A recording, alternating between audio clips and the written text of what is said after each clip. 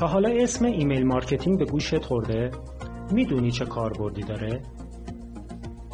همونطور که میدونید ایمیل یک راه ارتباطی بین تمام افراد جهانه و شما میتونید با استفاده از اون با کاربراتون در ارتباط باشید.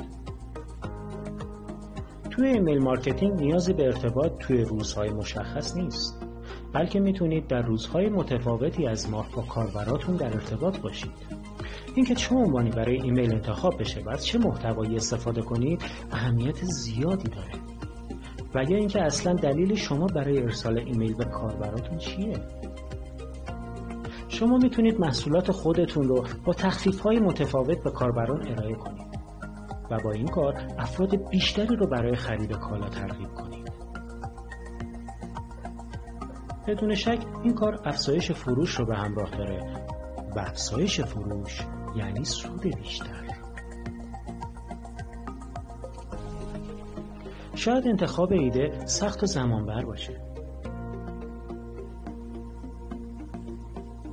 اما اگر ایده شما متفاوت از کار دیگران باشه نتیجه مثبتی هم دریافت میکنید و در نهایت این شما هستید که پله‌های ترقی رو به سمت موفقیت طی میکنید.